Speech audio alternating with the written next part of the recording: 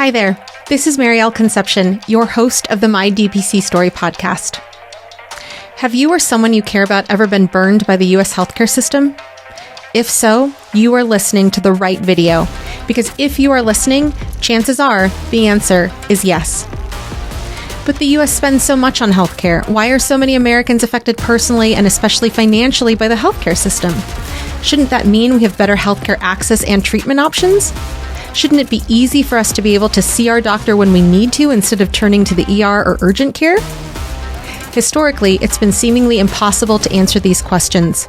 But now that is changing through the direct primary care movement. This video that you have tuned into will bring you into the world of direct primary care and show you how physicians all over the country are changing the way they practice so patients from all backgrounds get the high quality care they need and deserve, which makes for both happy patients and physicians. Learn even more by subscribing to the My DPC Story YouTube channel. Find us on all major podcast platforms. Find us on socials at My DPC Story and at mydpcstory.com. There you can find resources including how to find a DPC doctor near you, conferences about DPC, DPC startup guides and advice, a store with DPC swag, and even a mapper showing where podcast guests are practicing. Thanks for tuning in to hear about this powerful movement. Now, on to the episode.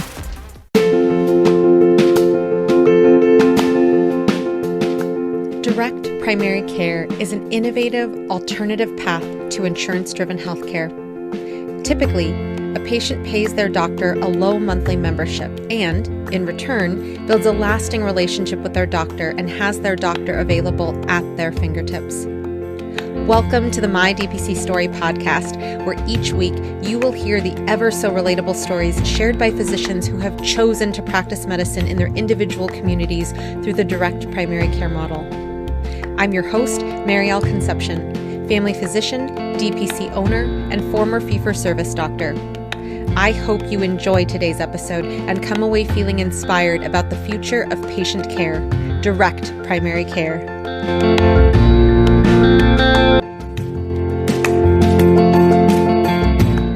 Direct primary care to me means the intersection of a simple but brilliant business model characterized by lower overhead, full transparency, and a manageable patient panel, intersecting with the opportunity to practice more independently, with freedom from the tyranny of the large employer and the games played by third-party payers.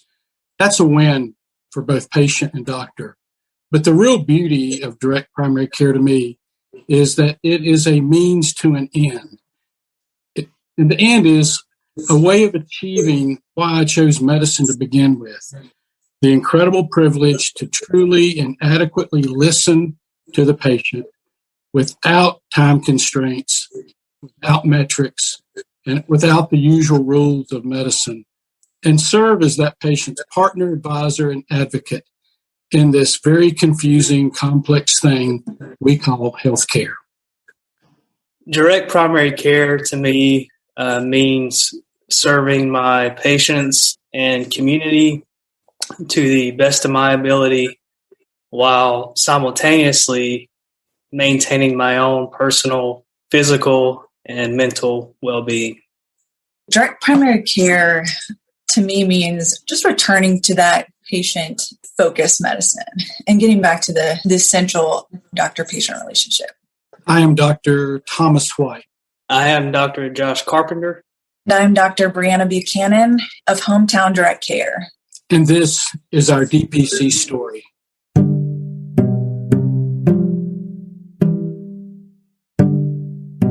Dr. Thomas White is a native of Cherryville, North Carolina. He attended Duke University for his undergraduate and medical degrees and then went on to complete a residency in family medicine at Charlotte Memorial Hospital. In 1988, he returned to Cherryville and established Cherryville Primary Care, and then in 2015, he opened Hometown Direct Care, the first direct primary care practice in the area, which now offers care in both Cherryville and Shelby, North Carolina. He is board certified in family medicine and clinical lepidology. In 2015, he served as the president of the North Carolina Academy of Family Physicians, and then last year, in 2020, he was selected as the Family Physician of the Year in North Carolina by his peers. He is married to Diana, and they have 2 children, Whitney, a hospice nurse, and Daniel, also an MD who is in his 4th year of a surgical residency, and 2 grandchildren, Lawson and Addie. Dr. Joshua Carpenter is a native of Duncans Creek in Rutherford County, North Carolina. He attended Burns High School, the University of North Carolina at Charlotte, and the Brody School of Medicine at East Carolina University before completing his family medicine residency at Caribous Northeast Medical Center. He is married to Megan, and they have a daughter, Lucy, and son, Edison.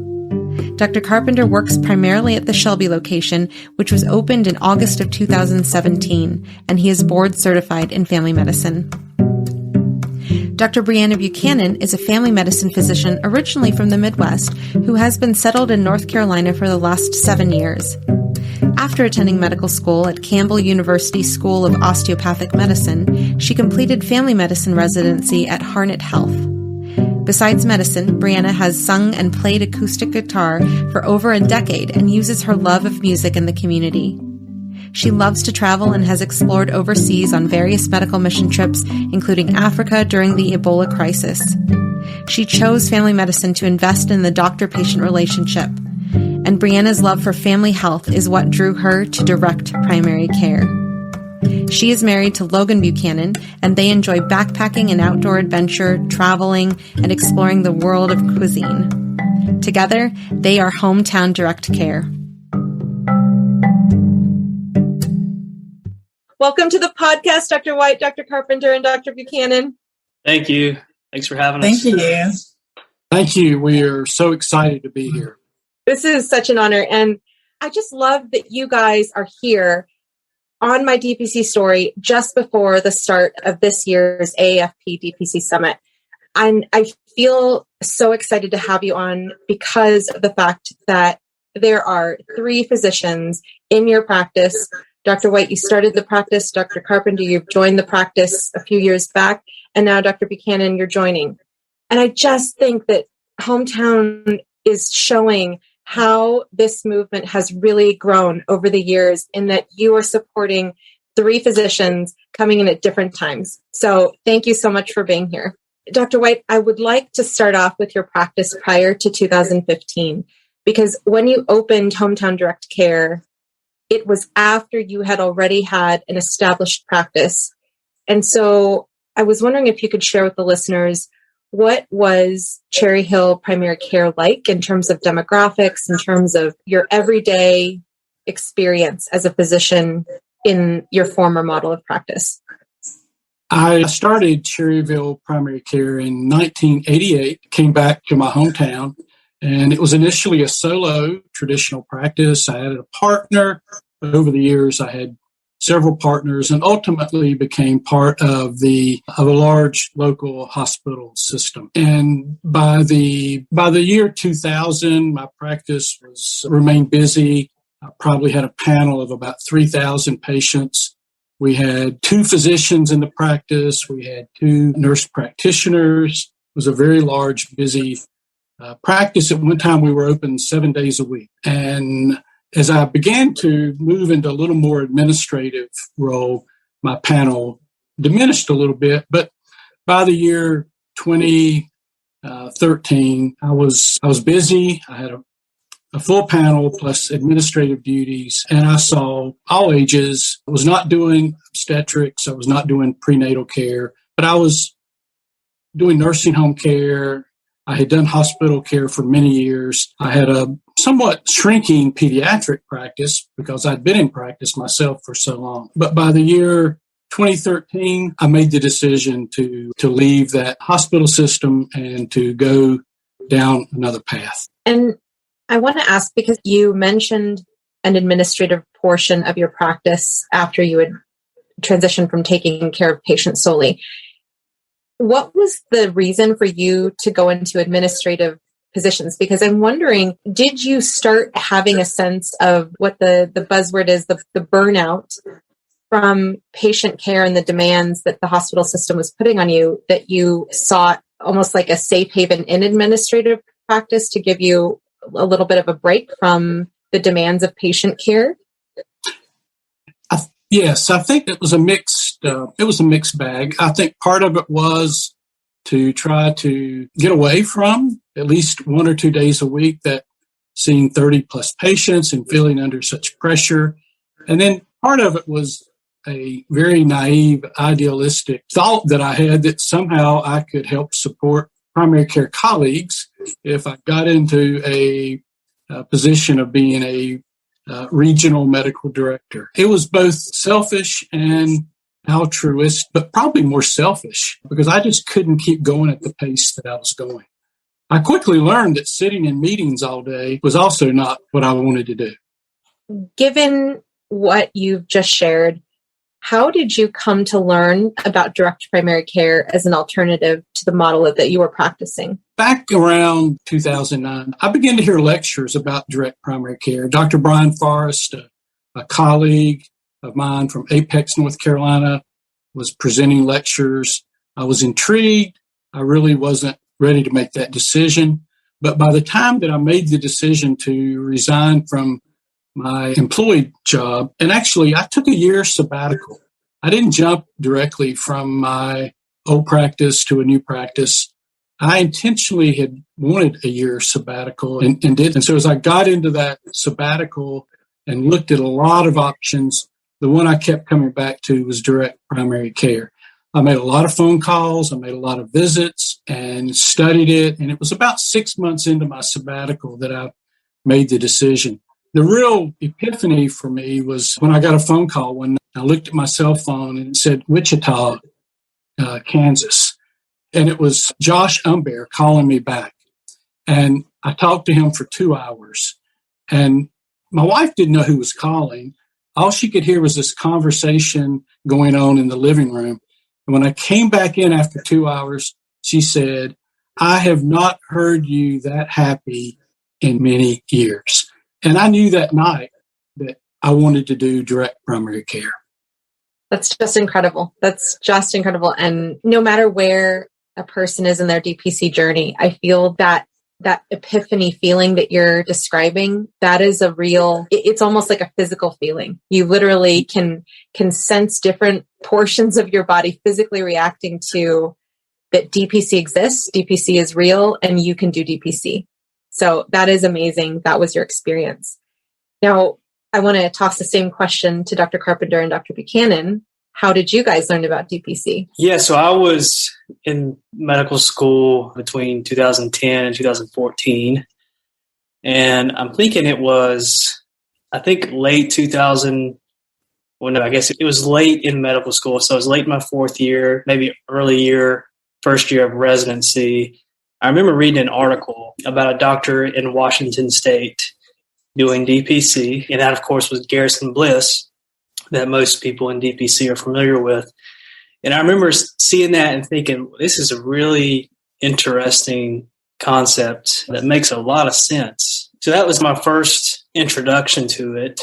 And then over the next couple of years, like Dr. White had mentioned, I had heard a couple of lectures, I think, at some annual AFP meetings about the model. And it always seemed like one of those things to me this is what the outsiders are doing. This is a very, very small group of doctors are doing. This is something that I'll never probably even have the chance of doing until the third year of my residency, when I found out about a doctor in Cherryville, North Carolina, which is very close to where I grew up, doing direct primary care. And fortunately, one of my attendings, I think she recognized something a little different in me, that I was not made for the traditional fee-for-service model. And so she mentioned Dr. White, and I had heard about Dr. White because he was recently, at that time, the North Carolina Academy of Family Physicians president. So I had seen him, I had heard him speak, I knew who he was. So that's when I built up the courage to send Dr. White an email and said, "Hey, I'm from close by, growing up near Cherryville. I'm really interested in what you're doing. Can I come do a 2-week elective rotation?" So this was late in third year of residency, when I think everyone else in my class had decided what they were going to do.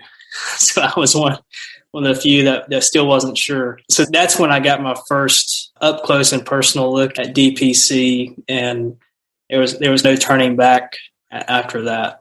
Josh, you have something a little bit incorrect about all that. Your attending actually told me that you were too good for a traditional practice, that you were perfect for direct primary care. So it wasn't that you weren't cut out to do traditional, just that you were a special resident, and she proved to be right. Well, that's nice to hear.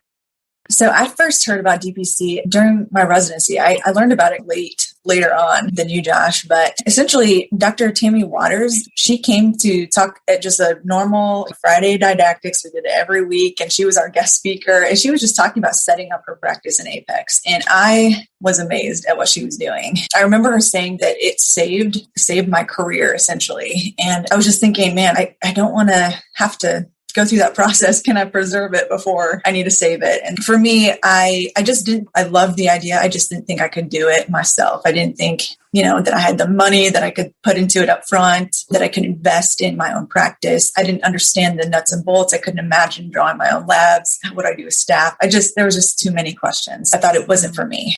Until I went to the North Carolina AFP conference in Asheville, where Dr. Carpenter was actually on a panel of folks, and they were all, it was essentially a job fair. And so I was just a part of it, trying to learn about all these different places I could essentially get a job. And he stuck out to me describing DPC again. So it was the second time I'd heard about it, and just the way that he was describing it, it was everything that I thought medicine really ought to be. And he pointed to Dr. Watt across the room. I had no idea who Dr. Watt was at that time, which I'm actually grateful, because I didn't know all of his accolades, because I was able to talk to him later. And he pulled me aside and said, you should really think about DPC, as I walked through the hall. And there's just something about those interactions. Initially, I reached out to Dr. Carpenter to just get connected to this DPC world. How do I get a job in DPC? Is there even a possibility? And I think what they showed me is that I could join up and I could be a part of this movement when I didn't realize that was even possible for me. So they really opened this huge door. And then it became, oh my goodness, my husband family lives right near you guys. I want to join you in particular. It wasn't just DPC world. It was them in particular. And so, yeah, that's the story of how that happened. I just love that was your experience. I hope more residents, and again, going back to the fact that next week is going to be the AAFP DPC Summit, I just love that I'm hearing more and more of these positive stories about people wanting to do DPC in residency, early or later in residency, and then being able to find avenues to actively do DPC once they leave residency.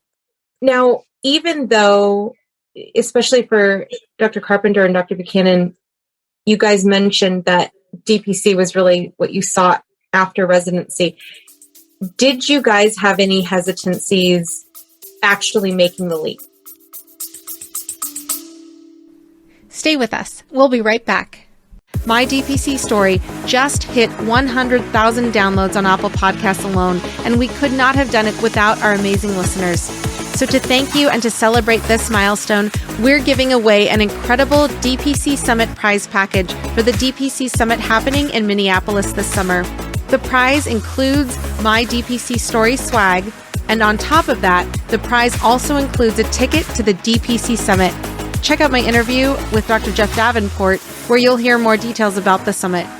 To be eligible for this giveaway, all you have to do is first rate and review My DPC Story on your podcast listening platform. Pro tip, if you rate My DPC Story with a 5-star review, it helps the visibility of the podcast and it helps others to find all these DPC stories. Number 2, take a screenshot of your review and email it to support@mydpcstory.com. You'll find that email in the show notes as well. And third, make sure you're following My DPC Story on all your social media platforms: Instagram, Facebook, TikTok, YouTube, LinkedIn, and Twitter.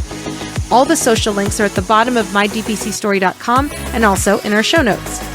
For bonus points, share both this episode and the My DPC Story posts about the DPC Summit with your community. The winner will be announced in a future episode, so make sure you tune in to find out if you'll be heading to the summit. If you've already purchased your ticket and you're the winner, My DPC Story will send you a check for the price of your ticket. Thank you for listening to My DPC Story, and best of luck. I said earlier that I wasn't locked into a plan late in third year of residency, but I did have a plan. I grew up knowing a couple of local doctors pretty well. My mother was a family nurse practitioner in a traditional fee-for-service family medicine office. So my plan for several years was I'll probably just end up at that practice as a fee-for-service family doctor. And it got to the point where I'd even sat down with them and talked through all the details. The only thing we didn't do was draw up a contract. So that was the plan that I was going to do. Fortunately, they were still an independent practice, but still very much fee for service. And then I encountered Dr. White, and we seemed to be on the same wavelength. And I saw DPC as why not now? Coming out of residency, I thought if I'm going to take a risk, then now's the time to do it, as opposed to 10 years into a fee-for-service practice where I'm used to making a certain amount of money and then I give all that up. So yeah, I felt a little bit nervous going into it. Is anyone going to come join to be my patient? Are enough people going to come join? If people join, are they going to stick around? How long is it going to take me to build up a panel? There are all these questions circulating. But at the end of the day, I did not see a future for me, at least not a sustainable future in a traditional fee-for-service model. Yeah, I had some nervousness and some hesitation, but it was very much overwhelmed by the excitement to pursue DPC. Wonderful. And Dr. Buchanan, how about you?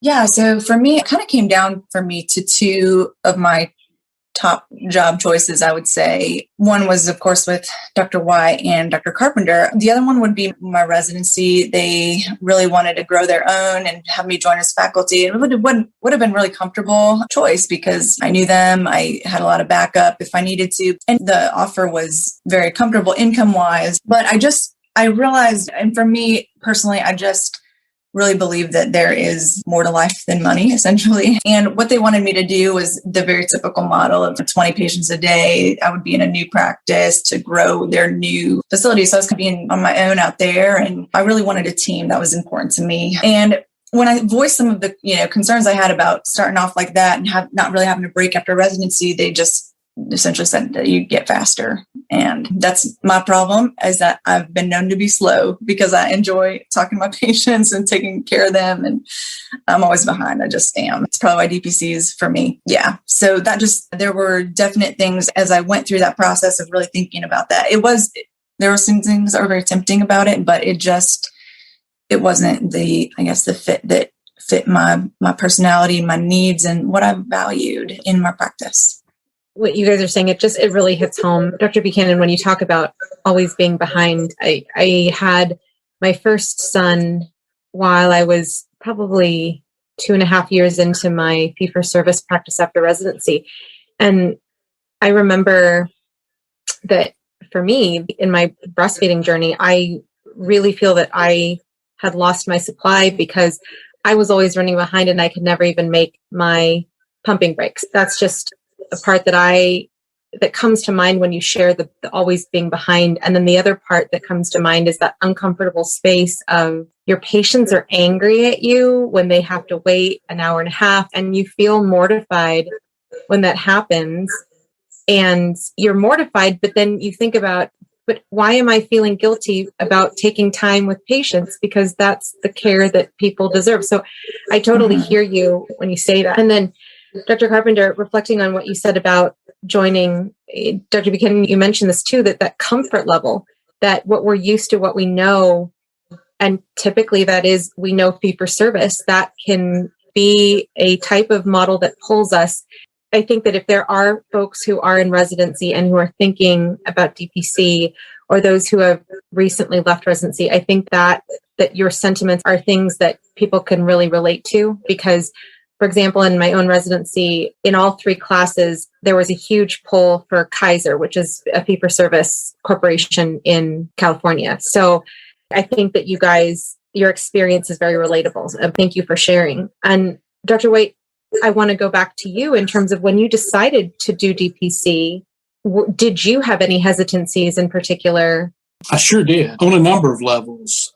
But let me address something that you've heard a little bit from me, and you heard it from both doctors, Carpenter and Buchanan, and that is everyone's familiar with this notion of the Stockholm Syndrome, where folks in captivity began to identify and actually admire and support, and they think somehow after a while their captors are right. That happens in medicine a lot.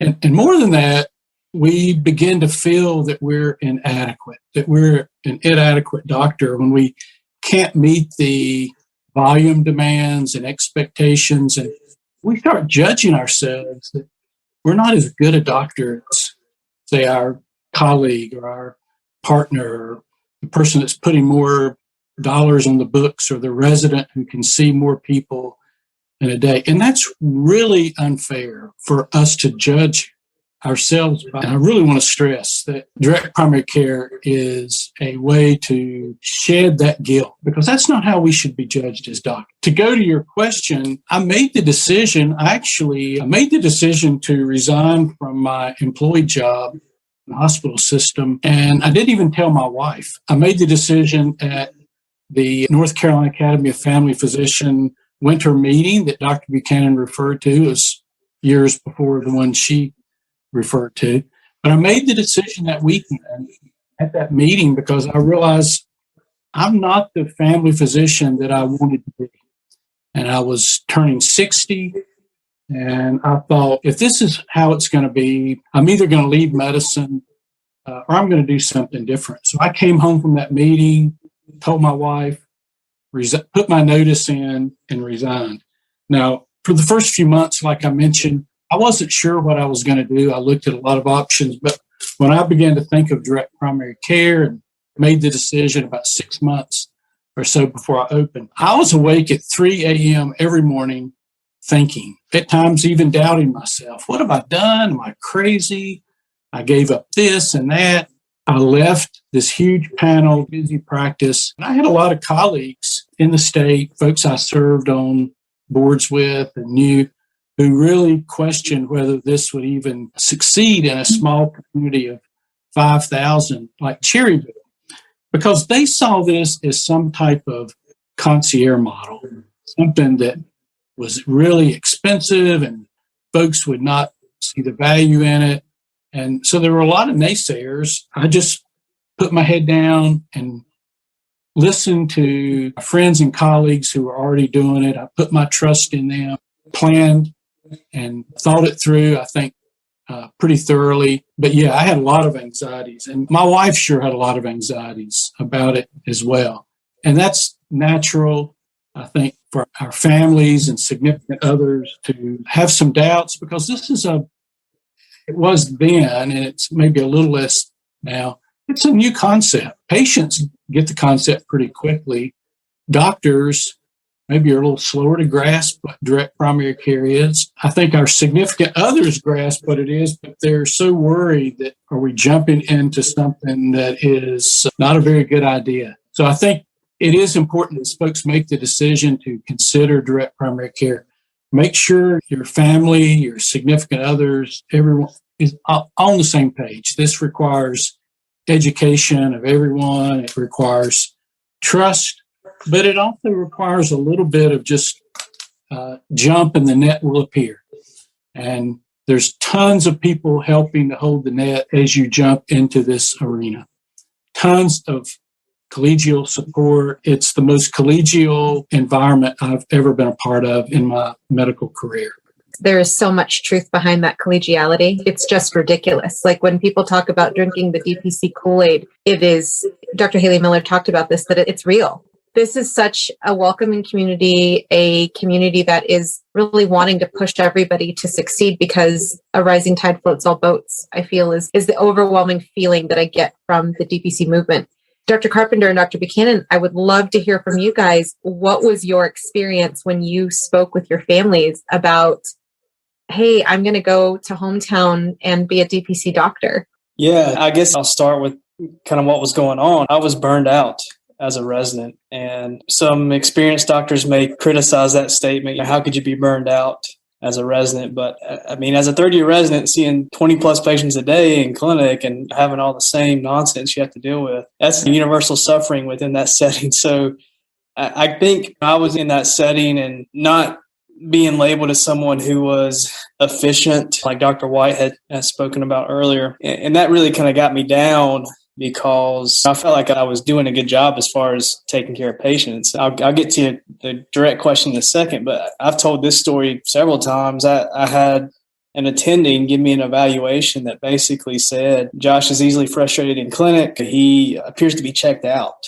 And that's not a good evaluation to get, especially from one of your attendings that you respect the most. I contacted that attending and said, I'm not checked out when it comes to patient care. I just really hate the way that we do things in this traditional model. It just does not make sense. So, my wife, she saw how frustrated I was. I think she knew that I was going to try to do whatever I could to make it work for us. So when I presented the idea to her of doing direct primary care, she was thankfully completely on board. She put her full trust in me and said, if this is what you think you should do, then you should do it. And I'm very thankful for her being that supportive, because we spent a lot of years making very little money, eating a lot of eggs and bologna and bread. And then you give up the big fat signing bonus from the corporate medical entity, and you give up the nice big starting salary. But thankfully, that wasn't important to her or to me. What was important to us was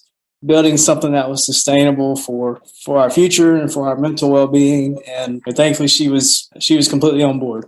That experience that you went through, Dr. Carpenter, with regards to your attending commenting that you were checked out, it is heartbreaking, because as a family physician, when you're dedicated to your patients and when you try to do your best for your patients, and that's the perception, I would feel disappointment as well, because you look up to those people. Now, Dr. Buchanan's following in your footsteps and you followed in Dr. White's footsteps. You guys are just building this community and this culture shift. And I'll tell you the interesting end to that story, because the other part of that evaluation was that I was perceived to have lost my joy in medicine, essentially. But fast forward to graduation just a few months later, and this is not to toot my own horn, but I received an award for having the highest patient satisfaction ratings of any resident to come through that program.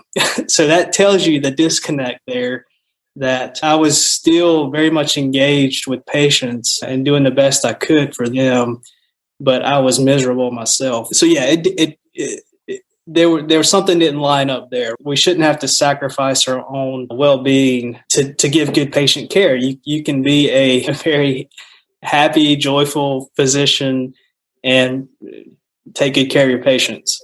That's awesome. And that is an amazing achievement. And yeah, just totally highlighting the disconnect there in the way that fee-for-service is run.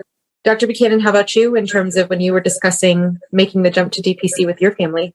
Yeah, I probably talked about it with all of them, but in particular, my older brother, he's an ER physician in Georgia, and that's a little bit different in his world, but he thought it was a cool idea and it made sense, but he told me to be very careful and that it did sound risky to him. The idea that almost too good to be true. So to just really learn about it and be sure. And my husband, who was seeing me in residency, getting home, charting at night, maybe eating dinner, and then charting more, getting up in the morning, charting more, prepping. It's just wild. You guys know what I'm talking about. And I decided I want to live. Like, I want to get home. I want to have dinner with my family. I want to just have balance. And really my biggest worry going into trying to figure out a job was, man, what can I do for 30 years and be well that entire time? And how do I not burn out? I was most worried about burnout. And essentially when he heard about it and when I was trying to explain to him, because he had seen me and how life was actually going in medicine, he was just so supportive. He does have a business background, so I think it made a lot of sense to him business-wise. And I think he saw that this is such a good way to take care of patients. It's a new concept. I understand that people might think it's, especially my family, they thought it was risky. I understand that feeling as well. But to me, it is so worth that risk. Dr. Buchanan, when you mention what you just shared, I think about how Mr. Earl, he was a music teacher at my high school. He worked his tail off for decades at our high school. And he was all set to retire, go travel, and he passed away within the first year of his retirement.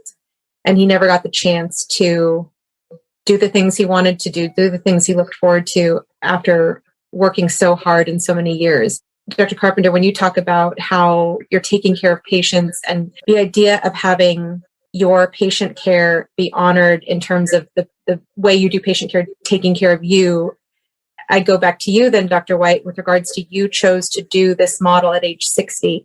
And you did it. I think, again, that this is such a powerful interview because all three of you are here talking. And Dr. White, especially if there is a physician who has been in practice for decades in a fee-for-service model, and they're hearing this story and they're hearing now you have two partners joining you, how powerful is that you can be, that does not have to only be a model that you can only do out of residency, totally can be, but that you can do it after working in fee-for-service for 5 years, 10 years, 20 years, whatever it is. So I appreciate you guys for sharing your experiences in terms of how you discussed it with your family and what the feelings were that motivated you to, make the leap. Let me add a couple of comments here. And some of this is, I think it may be obvious to many people. You've had a number of guests on your podcast. I don't know that there's anyone doing this as old as me, but there may be.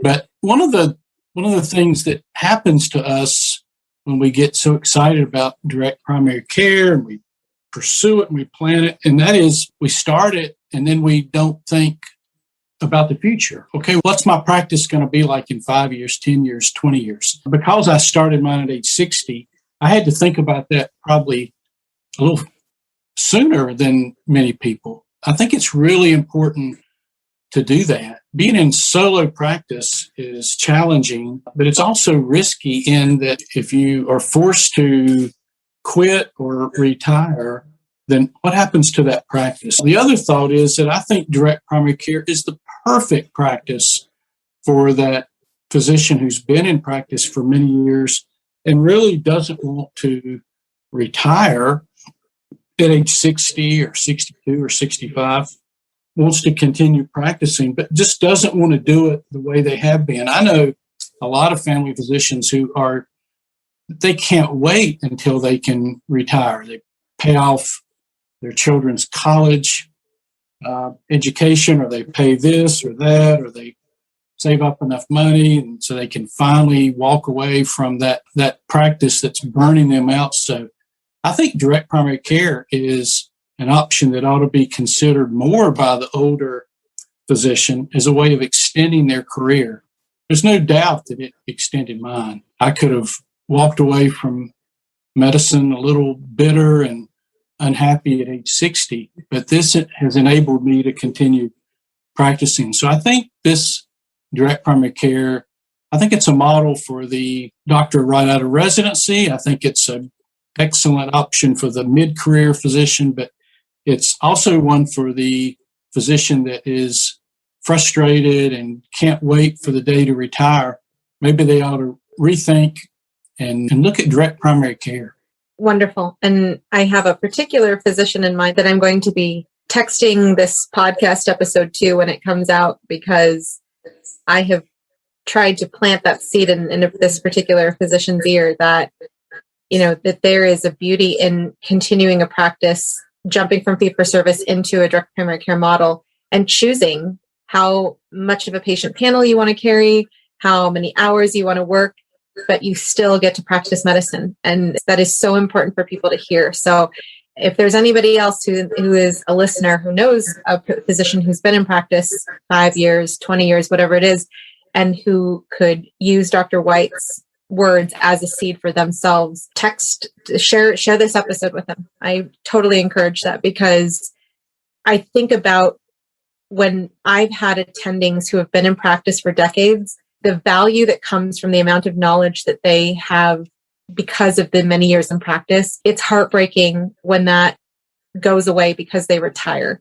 And so I think that's really a good point, Dr. White, that you make, that this is, it is a really perfect solution to cold turkey retirement for physicians. And let me add, if I could, that someone may ask, Dr. White, why would you add another physician? Why would you add yet another physician? Why would you share your practice, your revenues of the practice? Why would you do that? And obviously, I guess the cynical answer from some, of course, I'm just trying to prepare for my eventual slowing down or retirement or death.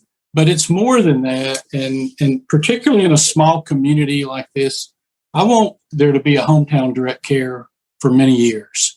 I want there to be an independent hometown direct care for many years. I want this model in our communities here to have legs, to have a future. I think it's that good for the community that I wanted to find the very best doctors to work with. And just listening to Dr. Carpenter, Dr. Buchanan, I think you can pretty quickly surmise it. I think I was incredibly lucky to find these two individuals. And they're the future of hometown direct care. And I feel really good about that. And Dr. White, with you mentioning the goal of longevity for the practice and for the quality of care that you as a clinic bring to your patients, I want to ask, in terms of compensation, how is it set up at Hometown in terms of when Dr. Carpenter and Dr. Buchanan came on? Are you guys on salary? Are you guys paid because of the number of patients that have joined your panel and you've created your own income that way? How does it work at Hometown? If it's okay, I'll take a stab at that first, and then Dr. Carpenter, Dr. Buchanan, you guys can correct me if I misspeak. And I want to be really honest and address an elephant in the room here, and that is that there are a lot of ways to do this. There are a lot of ways to add a partner, and I don't think any of them are really right or wrong, but I have my personal opinion, and that is that a young physician right out of training typically has debt. They have student loans, they have a mortgage, they have family responsibilities, and they can join a direct primary care practice, but to tell them that they have to eat what they kill is, I think, counterproductive to the growth and success of their practice and their happiness. So you can moonlight, you can do ER shifts, you can do a variety of things that can work. I philosophically just don't think that's how we grow direct primary care. My approach to it was, look, I've had a very successful career. I wanted Dr. Carpenter and I want Dr. Buchanan to thrive. I left money on the table for them to be able to be salaried so they wouldn't have to moonlight, so they wouldn't have to do a lot of extras. Certainly, they're not making the salary they could if they had stayed with a big hospital system. It's a compromise, but I hope it strikes a sweet spot. And so their salary, Dr. Carpenter has done so well. He's now in a sort of an incentive phase where as he grows, he will actually be taking home more than his guaranteed salary. So that's been fun to watch. And I have no doubt Dr. Buchanan will in the next few years to come. You guys correct me on that. I may have misrepresented some things. Yeah, no, when Dr. White and I were first kind of meeting, talking about how can we make this work, I basically just said, Dr. White, I've survived comfortably on a resident salary, and for the last 3 years, I don't really need a whole lot. We informally came to an agreement, hey, we can make this work, and then we'll just see how it goes. And probably 99% of lawyers and doctors out there would not be comfortable with that kind of agreement, a handshake deal. But I think we were just so confident in the relationship we were forming. We were confident in the practice. I think we were confident in ourselves that we were going to make it work. I didn't need to buy the big house straight out of residency. I didn't need to buy the big fancy cars. I was okay delaying some of those lifestyle choices. That's basically how we worked it out. And I think it's worked out really well, and I'm thankful how it's worked out. Yeah, it's really cool to hear your perspectives on this. It can be difficult for people trying to make the jump, like you were saying. And because you start with zero, I'm starting with 0 patients. And how do I sustain that? How do I eventually, I'm hoping in a few years, I'll be having more of a full panel and pulling my weight and everything for our team that we have. But it's that problem of starting with 0 patients, not making really much money for the practice, and then that process of growth. And yeah, no, I think it's worked out great. It may be for some who are considering doing something like this, the offer might not be as big or as shiny as others, but you do have to consider what the trade-off is and what your life will actually look like and what you value. I think those are just big things to figure out before you do take the leap. And I think this is a very amazing way, Dr. White. What you've done is phenomenal. And I hope we'll strike some ideas with other people about the growth of DPC. I love that you're looking at a perspective as well, because it's one way to do it. And you've done it. And we're both here to attest to it. Hats off to you, Dr. White. That's amazing. And I think it's very responsible. It's very supportive. It's very sustainable, because I think about the day that I created this podcast, I was so disappointed, upset, all the emotions, because I was in a position where I either had to sign an RVU contract or be terminated after more than 5 years in my position in a community of 4,000 people, where the need for primary care is extremely great. And so I feel that with you developing that model that you did before Dr. Carpenter came on and now Dr. Buchanan, it is very much honoring the understanding of where people are coming from realistically in this country when they graduate residency. So that's amazing. Now, I want to ask you guys a more general question, not necessarily from your experience joining Hometown, but what are the questions you wanted answers to when you decided to join? And Dr. White, what were the questions that you wanted to ask of new potential partners that were going to join your practice? And the reason why I ask this is because if somebody is in the position listening that wants to hire a partner, or if somebody is a person looking to join on a practice, I would love to hear what your guys' thoughts were to potentially give food for others to feed off of in terms of when they're seeking a partner or a partnership.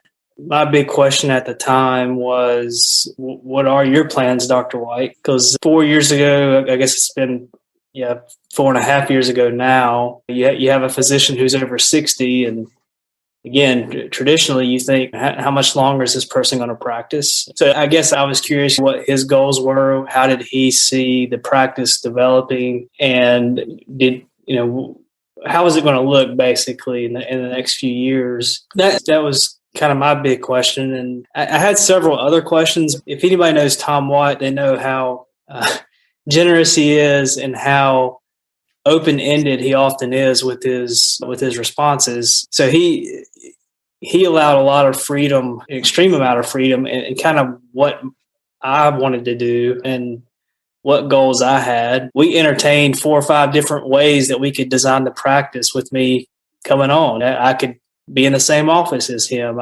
We could do a somewhat kind of urgent care situation. We could alternate days. We could form a whole new practice. So we entertained all those questions, and that was really nice because, again, at the end of the day, I think most physicians would agree, like, the number one cause of burnout is the lack of autonomy. So when you don't have any control over your situation, that can feel really claustrophobic and intimidating. And this was the complete opposite of that. I don't know if every established DPC who's looking to join new physicians is that open to, as Dr. White was, but that was really nice because we could design it in a way that was in line, I think, with Dr. White's goals, but also mine as well.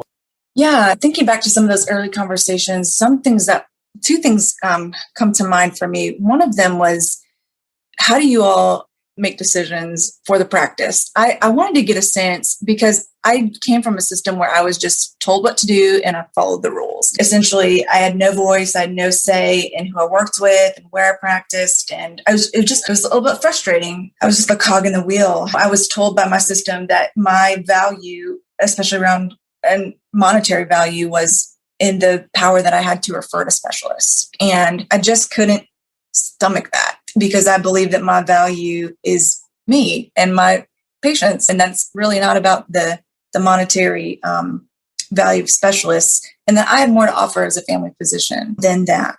And essentially, and I wanted a team. That was my other question. Are you all a team? How does it work? I didn't want to go out by myself and just try to be a hero on my own. I know I needed people around me to sharpen me and make me better, and that I can learn from as well.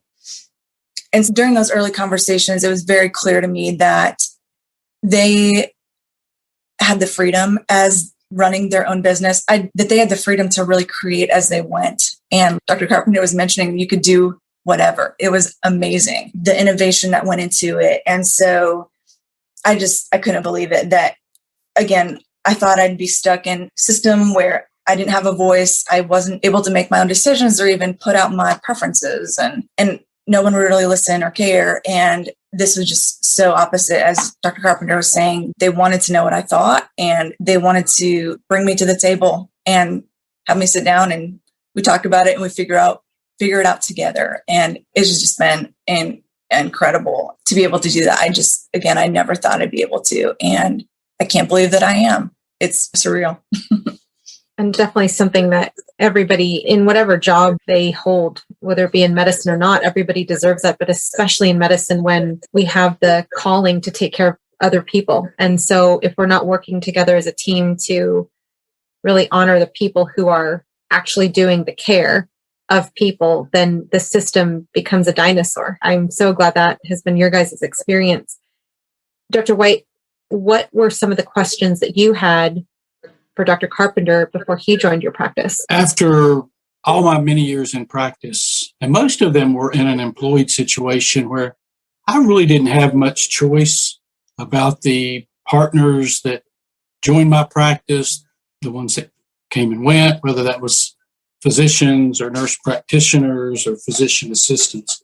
But those many years of having some partners that would come and go, I think I learned a lot, and I learned to trust my instincts. So rather than focus on things like, are you really good at reading EKG? Again, how fast are you? How many can you see a day? Those are the old metrics of the traditional practice. I think what I learned in my years of having partners is to, again, trust my gut instincts, just like we do as good family physicians in the exam room with the patient. And I just applied that. I've talked to a variety of physicians and nurse practitioners and physician assistants over the past 7 years. When I met Dr. Carpenter, and I'd heard wonderfully nice things about him, but I knew in 30 minutes, this is a person I would want to be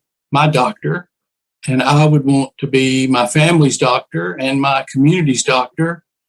And I didn't care how good he was at reading EKGs. I didn't care about those things. It was the intangibles. And I think the same thing happened with Dr. Buchanan. When I met her, it was like I knew pretty quickly, this is a person that I would want to be my physician, my family's physician, my community's physician. And I went on my gut instincts. I was absolutely correct about Dr. Carpenter, and I have no doubt it will be the same with Dr. Buchanan. Yeah, I guess as I've gotten older, I've learned to trust my instincts. I think that's something you learn and hone and hopefully get better and better at the longer you're in the practice of medicine and you're dealing with individuals and you're in that exam room and you're trying to assess things, sometimes with very direct questions, sometimes by instinct. I hope that answers your question. Absolutely. And I hope that people who are seeking partnerships or who are seeking partners. I hope that really gave them some food for thought as well. Dr. White, I want to ask you, because you've mentioned how you've had partners throughout your years of medicine and now working with Dr. Carpenter and Dr. Buchanan as your partners. When you were looking for partners for Hometown, how did you go about advertising that you were looking for somebody to join? I didn't place ads. I didn't seek a recruiter. It was very informal, word of mouth.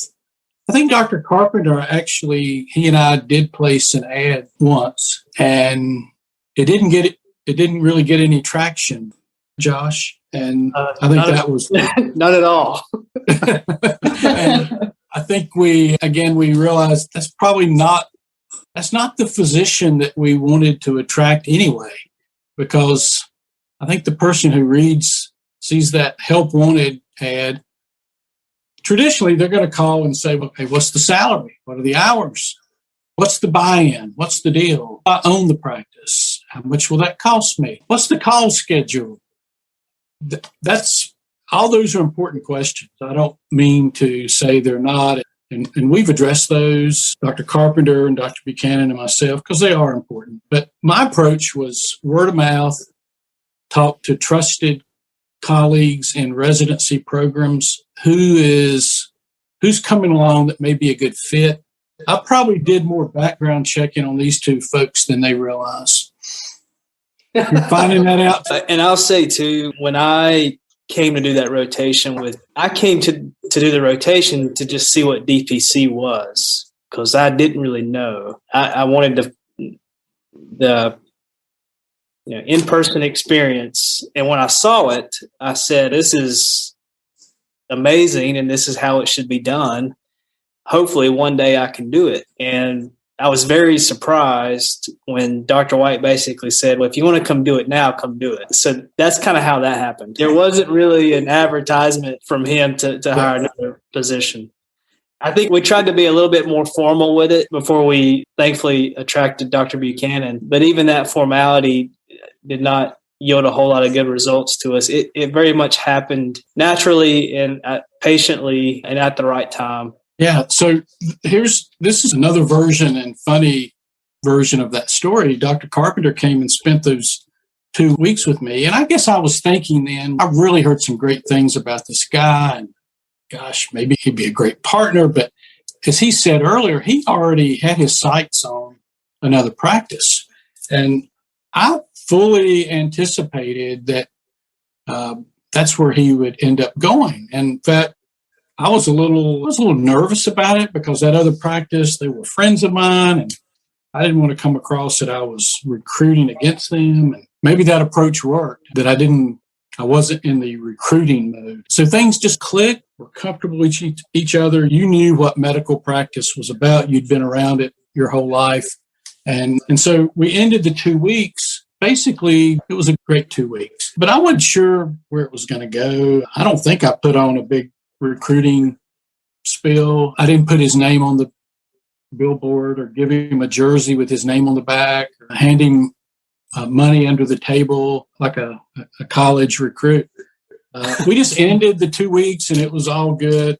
And then I like to say that it was on Christmas Eve. It may have been New Year's Eve. It may have been neither, but I like the Christmas Eve version because I don't remember. It was very close to Christmas. Yeah, it was. Yeah. And Josh sends me an email basically saying, I really enjoyed my 2 weeks. I really love direct primary care. I want to do what you're doing. And I'm thinking, are you kidding me? I mean, are you kidding me? What a Christmas present. And I think we both understood then that, okay, we'll work out the details, but our instincts and our chemistry and what we both wanted as physicians, it just clicked. So, Josh, I'm going to stick with it being Christmas Eve, and that was my Santa Claus present. Yeah. I'll sign off on that. That's fine. Okay, great. You guys crack me up. That's awesome.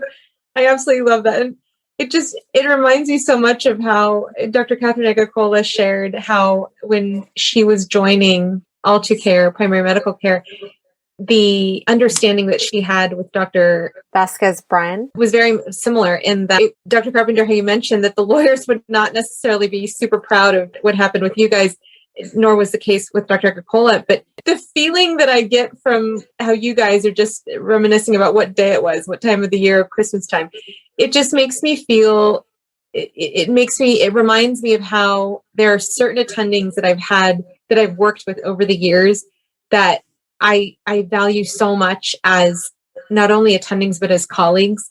And I just love that you guys are in this together. I just love it. As we're talking about employment and finding partnerships and partners, I want to throw out for the listeners, if you're not aware, Dr. Doug Ferrago has made a website, dpcnews.com. And on that website is a list of DPC classifieds. So if you are seeking a partner, feel free and reach out on dpcnews.com to post your job listing. And if you are looking for a partnership, you can go search one out. So especially if there's residents who are listening to this podcast, it's a great resource to check out, and it changes all the time. The next question I want to ask you guys is with regards to benefits. That's another, Dr. Buchanan, when you talk about the jump off that you had into DPC, I want to ask about what are you guys doing for your own families, health benefits, dental benefits, vision? What are you doing to cover yourselves? Yeah, what I've decided, if I'm going to be a DPC doc, I'm probably ought to see one. And not that I have to, I'm choosing intentionally that I do believe in this. And so I would like my own DPC doctor. That's what I'm going to do. My husband, we do have health insurance through his current job. However, he just got a new one that is better, and it's very exciting. And we're going to choose not to get health insurance through his job. That was an option for us initially, but we're probably going to do for health insurance like a health share or a catastrophic plan because, yeah, we really believe in this and we're doing it completely ourselves as well. Yes, similar. I myself am a member of a DPC practice. My wife actually works for a employer who pays for their employees to go to a DPC practice. So she and the kids are members at another. And then we are members of a health share that we essentially use as like a catastrophic plan. Unfortunately, we're all healthy, and we looked into the traditional insurance, and it was just, we couldn't justify the cost. So we went with what we think is probably one of the more reputable health share companies. And so far that's worked out really well for us. I will say too, just you mentioned dental and vision. For me, I've not often had those benefits, and I'm just going to seek out my own for that. And that is just fine because that's what I've always done. And I think it's very important to point out that you got to reach a certain critical mass of physicians and patients and revenue in order to provide those kind of benefits for your staff, for your physicians. And so it doesn't come on day one. It's part of the growth of a practice, the growth of a business, the maturity of the practice. So I regret that in direct primary care, including our own practice, we don't have all those benefits for our employees, but it's our goal. It's a reason for growth. And Dr. Buchanan alluded earlier to decision-making, the discussion, the decision, how do you do this? How do you do this financially? I think that's part of the growth of the team, is to discuss that and see how you make it work. And not to sound too old-fashioned, but there is no Dollar Tree. Whatever you do, it comes from somewhere. And so that's a growth opportunity for a group of physicians to work toward being able to provide those things. I would bet that most very small DPC practices can't do those, but I bet you most all of them are working toward that. And ours will be. And we have worked in other benefits. We work in CME, certain amounts that each of us are allocated. The practice pays for our cell phones because they're big parts of how we interact with patients. So there's other, I guess you would call them benefits that aren't the traditional health insurance or dental or vision. That's great. And Dr. Carpenter, thank you so much for mentioning that, because I don't think anybody on the podcast has mentioned benefits that are beyond insurance for employees as well as partners. So that's really great. And I hope that gives some people some ideas, because if they're not at the point yet, like Dr. White is saying, in their growth to add benefits on doing things like a cell phone, that's totally achievable for a lot of people, especially with the options that there are today. So that's wonderful. So thank you for mentioning that. And Dr. White, I wanted to ask you, in terms of your own family's benefits, what do you do for your own health care? When I left the hospital system, my wife and I got a plan through the Affordable Care Act. We had an exchange plan. It was crazy expensive per month with an incredibly high deductible. It's like the worst of both worlds. And it was very expensive. And of course, one of the things most people don't think about, but as you get close to 65 and you're paying those kind of premiums, Medicare begins to look pretty good. We're both on Medicare now, but we have chosen a physician nearby that is not a traditional physician. And we've learned for things like vision and dental, you can negotiate and seek cash prices that are very reasonable. Going the insurance route is not all the most cost-effective way to do things. I learned a lot of that when I had the very high deductible plan. I've learned it as a direct primary care doctor. I've learned it as a patient. I'm not sure now, still at age 67, a Medicare claim has been filed for me, because I believe in seeking still affordable cash pricing for my care, my medications, my immunizations, health screenings, and what have you. And I look at my Medicare, my wife's Medicare, as a catastrophic insurance plan, not something we use on a day-to-day, month-to-month basis. I think we learned those lessons from direct primary care. That's awesome. And as I plan to open my own doors, every healthcare provider that I've seen, the last one was my optometrist. I keep asking people, okay, so if I switch to cash pricing, what would that look like?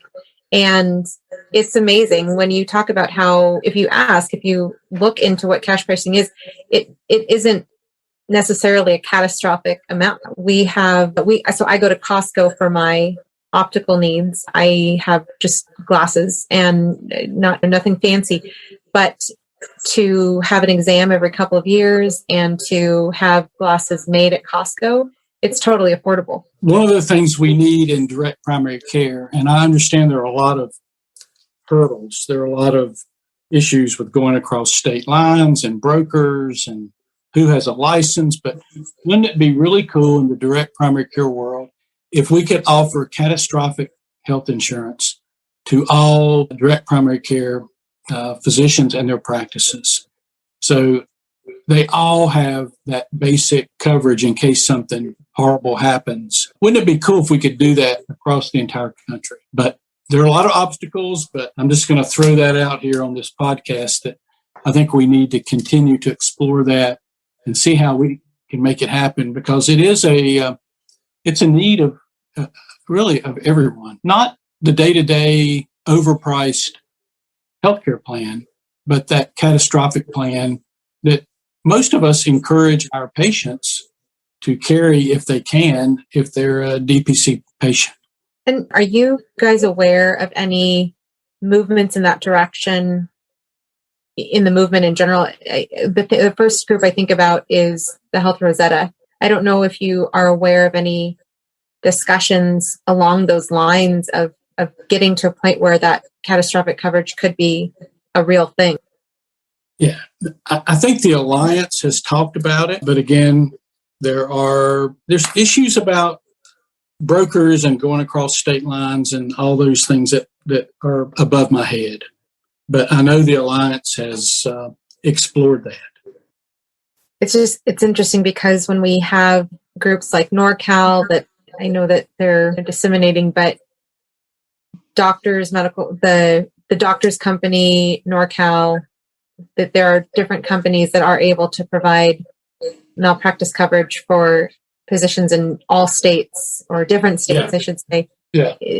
it seems to me that there has to, that it could be a real thing. Yeah, it could be. I think health insurance and life insurance and malpractice insurance, they're just all different animals. Sure. Now, when you guys look at your practices, again, you guys are coming from 3 different perspectives, but I want to ask, in terms of, what does your practice look like now? Like, what is your typical everyday experience as a physician doing DPC? Again, I opened up our Shelby location in August of 2017. And I guess I didn't really go into it knowing what my hard cutoff would be for patient number wise. I wanted to see, how my patient panel would grow and what kind of patients I would attract and how complicated they would be. And then I would have a better idea as I went along. So I think now, not quite 4 years into it, I think I'm probably getting close to about 80% full. And I'm not looking to have a panel of 600, 700, 800 patients. I think I'm probably going to be more in the 450, maybe a little bit higher, up to 500 patient panels. So I'm getting close to that. I was thinking I was already going to be there, and then COVID happened, and thankfully we didn't lose any patients, but our growth basically stopped. It really went down quite a bit during COVID. So fortunately, the past month or two, it's taken off again, almost at an overwhelming pace. So I feel like my panel will be full by the end of the year. Currently, what that means on a day-to-day basis, I think I probably average 4 to 5 face-to-face visits a day. I think I probably average about that many in what we would call like tech visits, phone calls, text, patient portal. I usually don't schedule a patient before 9 a.m. I don't schedule any usually after 4 o'clock if I can help it, sometimes a little bit later. I'm basically at the office Monday through Thursday all day, and then Friday until lunchtime. And I think currently I average maybe 2 after hours contacts a week that need to have something be done about them at that point in time. So that's kind of what it looks like for me right now. Very manageable, a good balance. So I'm with a new panel. I haven't started quite yet, so I'm getting things set up. And to me, it's very exciting. I know I'm in a honeymoon phase because I just can't wait to get started. The difference between being told I will not have a break after residency and you will start working ASAP versus my situation with this practice where they're making me take time off because I didn't want to and I wanted to start right away because I'm so excited. I'm so ready to get going. So I think that I'll just throw that in there because the motivation and excitement is just so different in those 2 scenarios. And so I'm so grateful to be in this one. I'll probably start off with, just numbers wise, I'll probably start off with maybe a new patient in the morning and in the afternoon, just initially to get my feet on the ground. And I'm going to try to grow at a rate of 25 a month or so. So. Wonderful. And Dr. White? I wasn't sure how fast my practice would grow in the beginning, and I wasn't sure how big I wanted it to be. I knew that 600, which is a common number thrown out, seemed a little big and busy for me. I knew that many of my patients were going to be older. And so I thought, well, I'll get to 300, then I'll see how it feels. You get to 300 and before it's 400. So I'm still holding at about 400 adult patients, about 30 dependents. I will say this about growth, and that is I think the first 150 patients are the most difficult. They're more difficult than probably the next 300 or even the next 500. It's especially when you're starting. You're learning how to practice this way. Your staff is. Patients, they're new to this concept. I think it's pretty easy after 150 patients to say, oh my goodness, I don't think I can get any bigger. But it gets easier. So I would remind new DPC doctors to to just realize that it's going to be a little tougher in the beginning, not necessarily the growth part, just the new patients take more time. They'll need more visits. But once you get folks settled in, they know that they can contact you. They know they can see you when they need to. Life begins to calm down. As Dr. Kissy Blackwell often talks about, drinking water from the fire hose? I think everyone maybe feels a little like that in the beginning, but you can slow that down. So my typical day is I see 4 to 6 patients a day. I love having an hour with my patients. I would be through earlier in the day, but I'm just not as fast a documenter as Dr. Carpenter. That 4 to 6 a day is the right number for me. And I haven't added many new patients at all in recent years. Again, when I got to about approaching 300, I tried to stop the growth, but it just wouldn't stop. So now my practice it's slowly going to shrink, and we'll just have to see how that does over the next 6 to 12 months. Going back to the earlier discussion about that, at some point, if you decide to slow down and then retire from medicine, are you putting any strategies into place today, in addition to not taking new patients, slowing down the practice?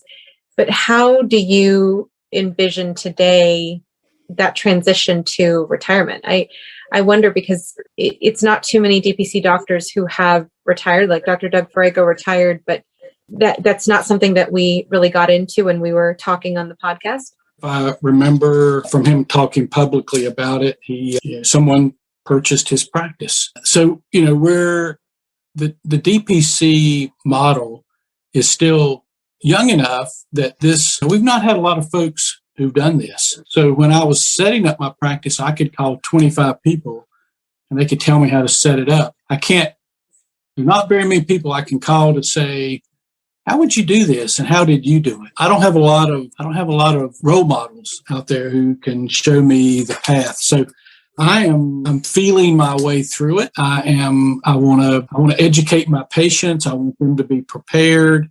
Something unexpectedly happened to me. I want them to know they're going to be in good hands. I think working a day less a week, trying to be more available to my grandchildren, those are things that are important to me. But do I have a strategy I've got mapped out and I've got it tucked away in my back pocket? Not yet. I'm going to feel my way through this with the help of my wife and my children and my grandchildren and my 2 partners here. But I want to continue to practice medicine. I've got very long-standing relationships with my patients. And I think the beauty of direct primary care is you can continue to maintain those relationships without necessarily being in the office 8 to 5, 50 weeks a year. So I'm optimistic. I've always been a very optimistic person that we'll figure this out. And I will be able to enjoy that time with grandchildren and my wife, and make sure I do some of the things that I've always wanted to do. But I don't feel deprived. I'm an incredibly fortunate person. And if I need to take a vacation, Dr. Carpenter's been great. We've covered each other. We've helped each other. And I'm not feeling desperate that I've got to make a decision about how I do this. But I hope how I do it will be helpful to some other direct primary care doctors as they approach the age I am now. I was speaking with Dr. Ken Richter, who I believe is 2 years younger than you, Dr. White, and he is, I believe, in a similar situation in terms of there isn't, like you're saying, there isn't a brick path to follow with regards to how to slow down and how to choose or when to choose or when to retire. But I am hopeful that just as you entered the DPC space and you listen to your gut, like you're talking about, that, like you said, talking with your wife, thinking it over, talking with your partners about it, that it will work out for anybody who's in your shoes now or in the future. So I want to ask, especially for Dr. White and Dr. Carpenter, as you've been at Hometown, as you've been in practice, in addition to the challenges that you guys have mentioned, are there any other challenges that you've faced as a DPC doctor, and how have you overcome those challenges?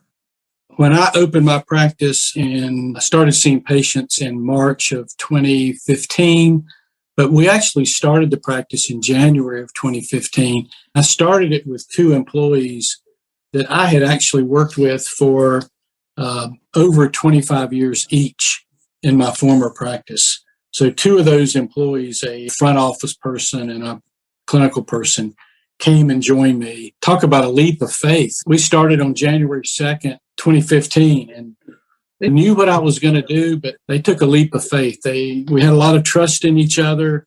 We'd worked together for many years, obviously.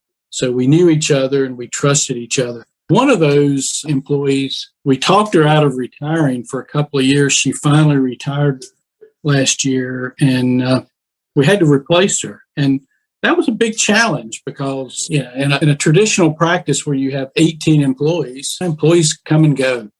When you're in a small practice where you have 1 or 2 employees, it is a critical decision who you hire.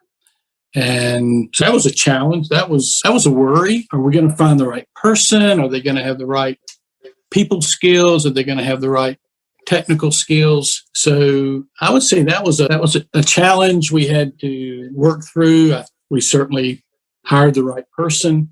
We hired a very different person, different personality, different skill set, different background. But I think it worked out. Josh, is that a good example? Yeah, I think that's a perfect example. Yeah, I think one other challenge that comes to mind is one that I think a lot of DPC practices have to face eventually if they've been in practice for a while, but that's, what do you charge your patients? The practice had been in existence for several years without any price changing. When I came on board, I was more interested in attracting some younger patients, and we had several discussions and meetings on, should we charge the younger patients less? Should we charge them the same? And ultimately, we came up with a solution that worked for both of us. Dr. White's patients pay a price to see him, and then the patients that come and join to be a part of my part of the practice pay different rates, and it's age tiered. So that was a challenge that we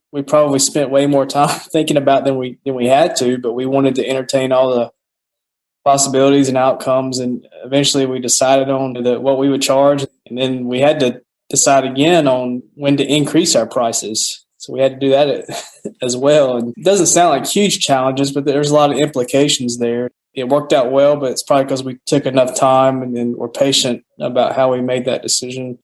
I think another big challenge that comes to my mind, especially as a new physician coming out of residency, is you come from a place that there's a ton of support. I was in a clinic with 7 attendings in that clinic because it was basically kind of almost an independent practice operating within a residency setting. So I had plenty of folks to lean on. And Dr. White's been great to lean on. When I came on, we started a new location, so it was kind of me. So I had to get comfortable with that really quick. Fortunately, I had attendings I could still text every now and then. We did have Rubicon that I used quite frequently. And then I developed some relationships with some of the physicians in town, some of the specialists, and that was helpful as well. So that was a challenge that took some time, but now I'm much more comfortable being almost 4 years out of residency now. Yeah, those are the ones that come to mind. Yeah, so just to echo what Dr. Carpenter said, I knew my target population was going to be primarily those people who had come to see me for so many years before. So it was older folks over 50. My target population to grow was not the younger folks. It made sense to come up with some pricing that made sense. We also came up with some pricing for employers who had a small number of employees. We chose some special pricing for that. Dr. Buchanan is, I think, going to be seeking younger population than certainly myself. And so she's got some tiered pricing in there as she starts her practice. I think one thing we did learn, and I laugh about it now, but we worried a lot about increasing our prices, and we didn't increase them much at all, but we agonized over that because I was fearful that all these people that I'd made this commitment to, it's going to be this much a month or this much a year. I just had these thoughts that maybe they're all going to just feel like I betrayed them. And we got virtually no resistance from increasing our prices a very small amount. So I would say from our experience, and Dr. Carpenter, you chime in on this, but you're providing good care. You're providing an incredible product with access and quality care. And when you do that, by and large, folks will appreciate it. And if you need to go up on your prices because of the cost of doing business, the cost of adding a partner, the cost of growth, my experience would say don't spend as much time worrying about it as I did or we did. Well, and Dr. White and myself have both had patients offer to pay us more than what we charge. We probably spend way too much time worrying about it. But I think naturally, again, a lot of physicians have got out of that entrepreneur business mindset. Those money decisions aren't always the ones that come naturally to us. I have been speaking with somebody who does marketing, and I've been very comfortable and almost best friends with the term inaugural. So I love the idea of inaugural pricing. To me, it sets the practice up for, okay, these are the inaugural fees. That does not mean they're the forever fees. To me, that's the space I've been in terms of not feeling guilty about if that day happens when prices have to increase, like you're saying, Dr. White, because of the cost of doing business. But yeah, I'm really glad that you guys have shared this. And arguably, those challenges I feel could also be perceived as wins. But I wanted to ask you, because since 2015, since there's been a direct primary care practice in your communities, in both Cherryville and Shelby, I want to ask, when you guys talk about direct primary care to somebody who's not necessarily familiar with the model, from a patient's perspective, what is one of the biggest wins that you use as your example to help people understand? And I know, Dr. White, you mentioned how it's easier somewhat for patients to understand compared to physicians, but what is that example, or what is the major example that you guys use individually to educate others about DPC? I think in the beginning, I think I tried to express all the advantages of direct primary care because I think there's so many, but I think I've learned since then that it really boils down to one thing. There's many, but there's one thing, and that is time, the time that you as a patient will be able to spend with me and the time that I can devote to listening to you.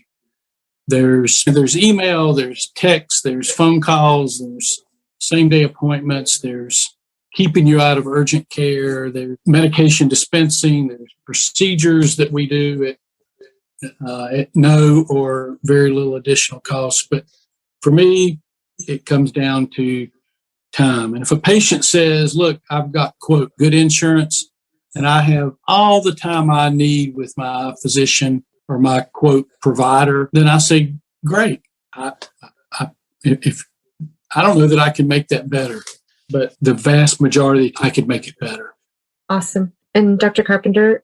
Yeah, so I guess the biggest thing I try to advertise is access. I basically tell prospective patients and new patients, like essentially what you're buying is access to a physician and what we believe to be access to a high quality primary care physician. So that's what I usually stress. At times, I'll try to throw out a little bit more real world illustrations as far as advertisements on Facebook. Hey, we kept this patient out of the ER because we did this, and we likely saved them this amount of money. And maybe that gets some people's attention, but at this point in the game, it's kind of most all my patients are coming word of mouth. But in the beginning, it was doing a lecture at the Rotary Club. It was joining the chamber and telling the chamber folks about what we were doing and how it was different. And then they told people, and outside of kind of the patient experience, the residency program, they allowed me to do so. I've had the opportunity to do that now several times. So it still always surprises me how many med students and residents have never heard of DPC, and there's quite a bit out there. So yeah, I think that's it. And Dr. Buchanan, you're definitely in that space right now with regards to onboarding new patients. And what do you find works the best when patients get excited about joining your practice? I've had just brief moments. So sometimes you have about 2 seconds to share. What I found just coming out in those moments would be the patient focus. And this model allows us to really focus where we need to be putting our attention, essentially. I've worked in systems that are for profit, and it was very much money was the bottom line, and also in systems that are not for profit. And that was still a pull, unfortunately. So this model, to me, the difference is that it's finally back to the patient where it ought to be. That's great. That's absolutely great. When you guys are mentioning time with patients, access, it makes me think about, I had a recent conversation with somebody I randomly encountered in Clubhouse. He is from Norway, and he and I were speaking about neuromarketing and the idea that when you are talking with somebody, information, like Dr. White, you're talking about the technical things, how the lab discounts, the imaging discounts, all of those things, they're information which can educate people. But in the world of neuromarketing, and I'm no expert, but my understanding is that when you use things like how you guys are describing time and access, the idea that you are evoking emotion in a person, and that can lead to higher action than information educating a person. Like when you remind somebody of the 15-minute visits or the 8-minute visits, when you remind someone that there's no access after a certain hour and you have to go to the urgent care, which might be 45 minutes plus away, that evokes an emotion in a person. And so when Dr. Buchanan, when you talk about you only have 2 seconds, I think you're using the time smartly when you are evoking emotion, when you talk about time and access and what you as a doctor give as value, as your value proposition to your patients and your potential patients. In terms of location, you guys mentioned how you have a location in Cherryville as well as Shelby. How did you guys decide to open up a second location, and what does it look like for hometown with regards to future locations planned? So I was in Cherryville first. Dr. Carpenter described earlier how he came and we contemplated a variety of scenarios. It really made sense to open an office in Shelby because Dr. Carpenter had a history there. His parents had both worked there. He grew up very near there. So for him, it was almost hometown, just like Cherryville was hometown for me. Before we finish tonight, I do want to mention how I chose the name, which might seem very obvious, but we chose the locations based on that.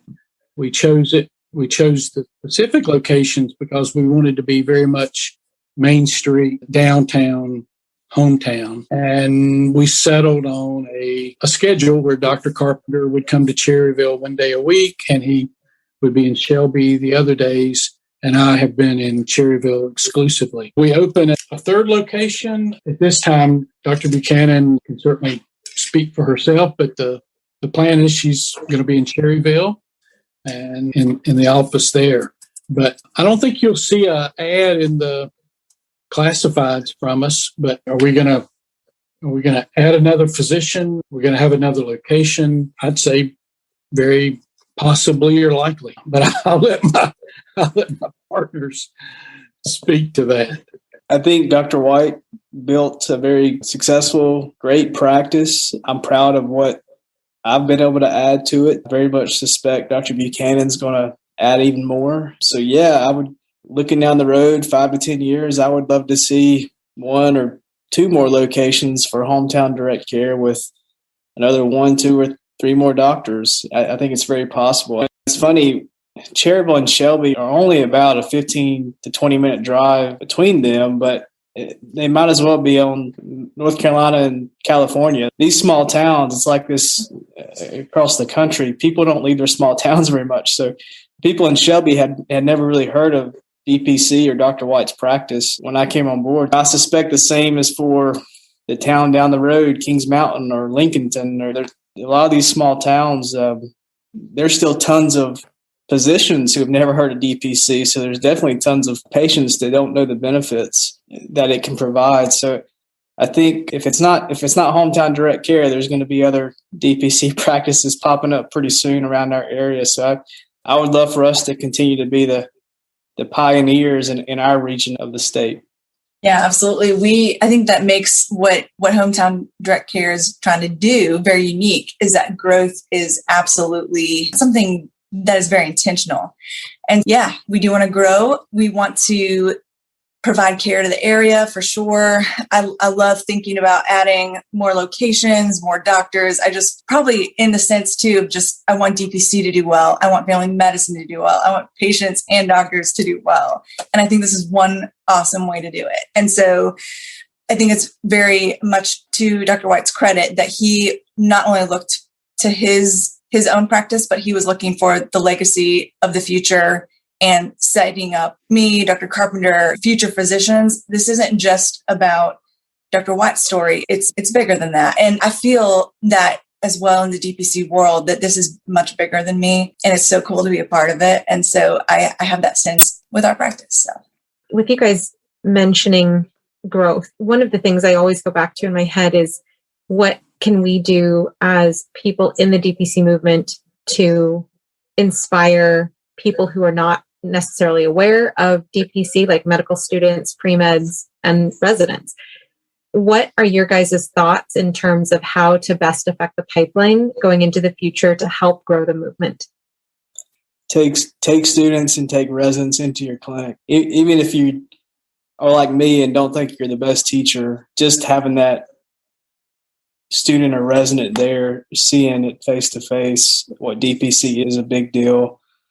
I despise public speaking, something else that I do not feel like I'm very good at. But when you're passionate about something, it makes it easier to speak about it. So that's why, I try to take any opportunity I can. If I get an invitation to go speak at a residency, in the past year, I've done a couple of Zoom lectures for residency programs, basically just getting the word out, because a lot of folks still don't know, or they confuse us with concierge medicine. So yeah, I think please be willing to take students and residents into your clinic. Please be willing to speak to residents and students. Be willing to speak at conferences if they allow you.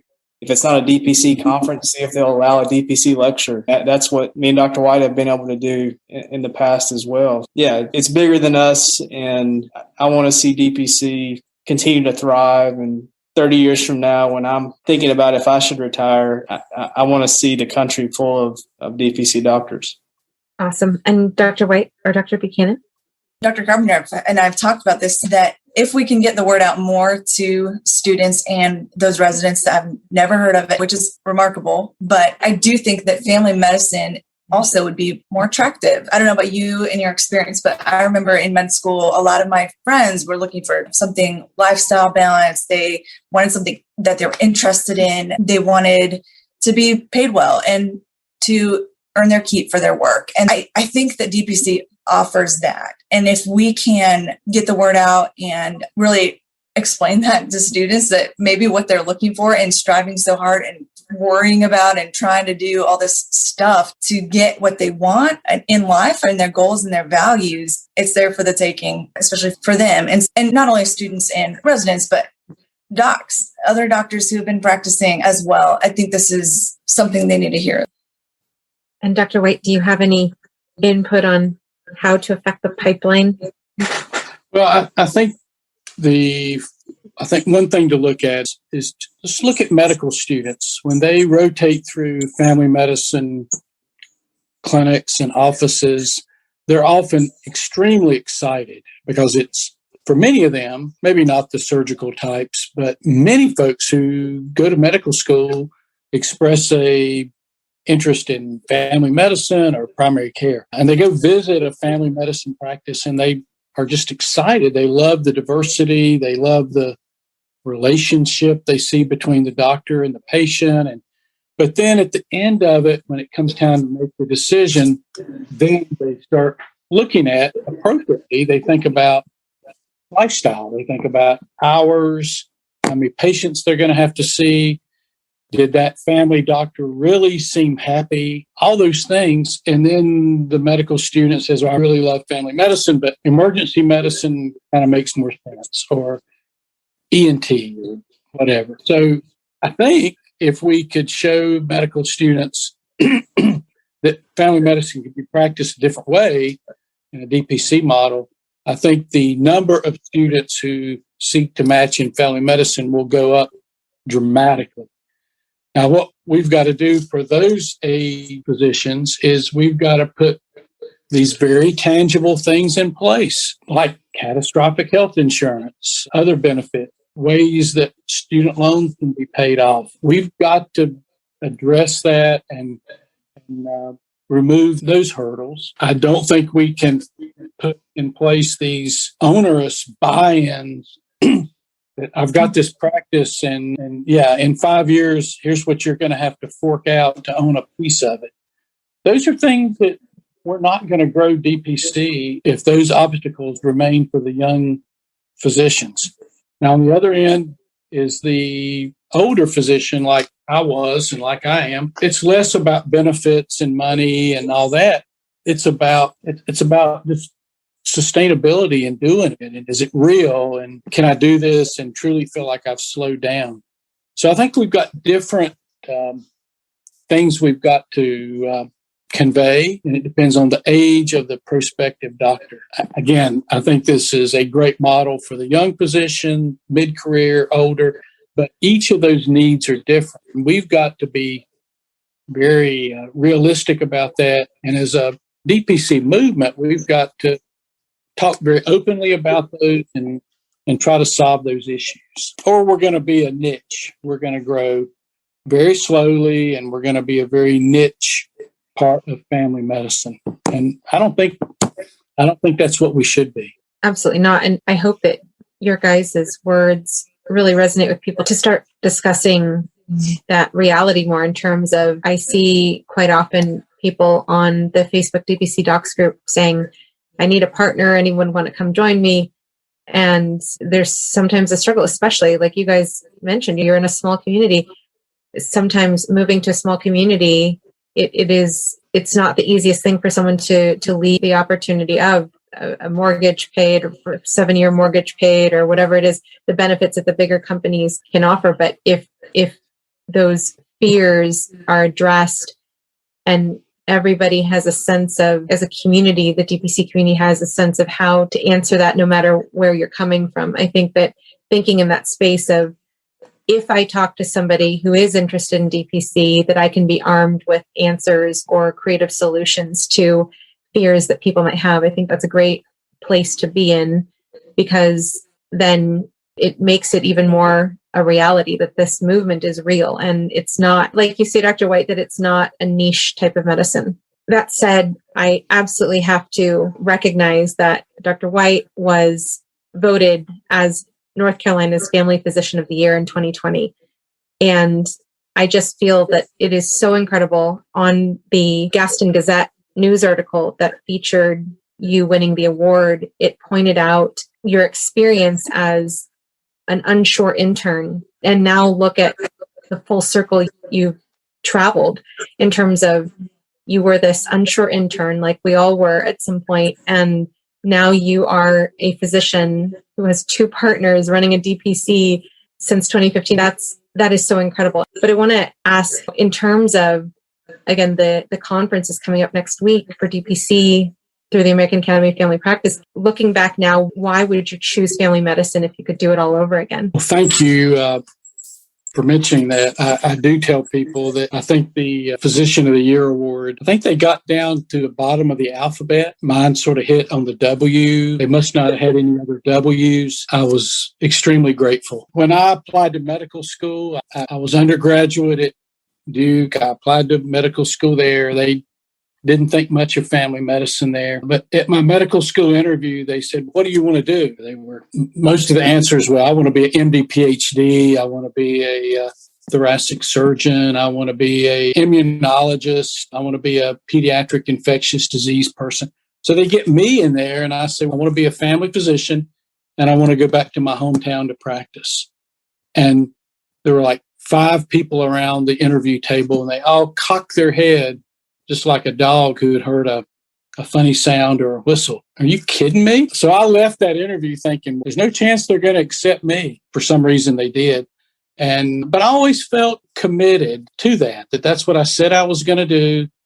and I was going to do it. And it worked out. I've been incredibly lucky. And then I was incredibly lucky that when I decided to get out of that traditional practice, because I felt like I become the doctor that I didn't intend to be in the hometown that I wanted to be, but just not feeling that it was right. I was so lucky to have colleagues and friends around the country who helped me choose direct primary care and helped me extend my career. And now I'm lucky that I have a staff and partners that I do. And just incredibly grateful to the patients who've made this possible. I think sometimes we forget when we're naming off all the things to be grateful for. We need to be grateful for our patients, because we don't have a job, we don't have a role if we don't have them.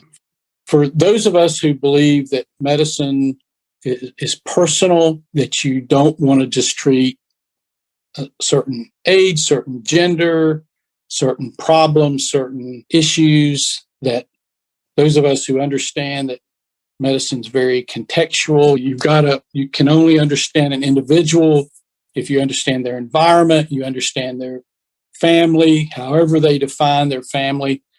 I think when you appreciate the personal nature of medicine, the fact that it's very contextual, as I said, then family medicine begins to make a whole lot of sense. But we need to make family medicine more attractive. And again, direct primary care is, I think, the best way I've seen to do that. Amen. And Dr. Carpenter and Dr. Buchanan? Well, I went into med school thinking family medicine, and in my experience just confirmed it all along the way. The specialty of family medicine, and it is a specialty, sometimes we don't get the credit, oftentimes we don't get the credit that I think we deserve. I think it's the most challenging specialty. I think it's the most rewarding specialty. It's incredibly challenging from just a mental standpoint of trying to take a complicated situation and think through it and come up with a plan, not just for one issue, but several issues. I often tell folks the biggest luxury in the specialty world is the statement, you need to go talk to your primary care doctor about that. And we welcome that.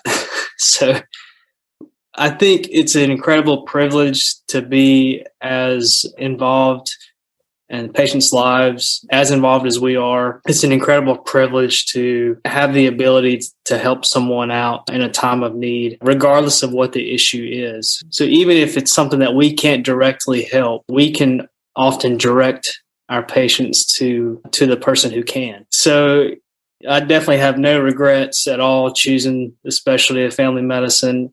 I think it's the purest form of medicine. I think we need more good ones. We need more and more. So like Dr. White says, I hope that we can build a more sustainable model that's attractive to, I think, the vast majority of folks who enter medical school. So yeah, I think that's it. I love what you guys said. I was thinking back to those first interviews that you even referred to, Dr. White, when you're sitting there and you're trying to get into med school. You've taken the MCAT and you're ready to go, just hoping they'll take you. And they usually ask in that interview, why medicine? Why did you choose this? And I think a lot of people say, I want to help people. And I do believe that at the essence that most folks go into medicine for wonderful reasons, to help people, to heal, getting back to those essentials, right? Of what motivates us to do what we do.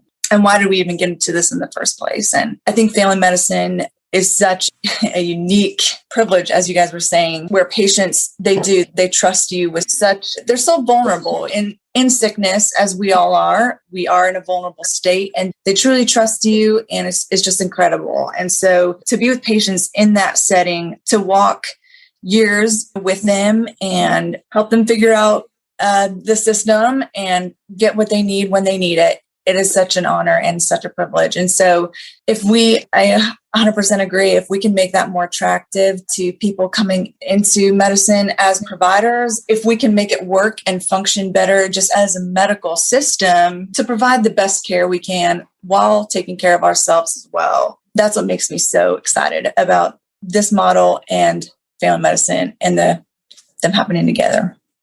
I love what you guys have shared. And I could not agree more. And I feel that going into the DPC Summit, this being the first conference, national conference of the year that we've been able to have, I hope that people take your words to heart. And as anybody in primary care or any specialists now, because specialists are joining the direct care movement, I hope people who are attending the conference will think about their own journeys as they interact with people virtually, and they might help inspire somebody with sharing their journey or with sharing knowledge about DPC that makes them so driven to doing direct care that, that also affects the pipeline. Just the idea that we keep sharing our experiences and we keep making this a possibility for people. I think that's awesome. So on that note, I wanted to say thank you so much, Dr. White, Dr. Carpenter, and Dr. Buchanan for joining us today. And I hope to, quote unquote, see everybody at the DPC Summit next week. Thanks for having us. Thank you for what you're doing for the DPC movement, getting the word out. I've enjoyed several of these episodes that you've had. Please keep doing what you're doing.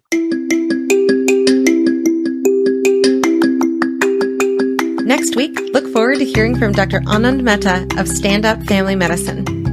If you like what you heard today, please leave a review and subscribe wherever you listen to your podcasts. Tell your friends too. For more information on this episode and much more, please visit mydpcstory.com. Also, for the latest in DPC news, check out dpcnews.com. Until next week, this is Maryal Concepcion.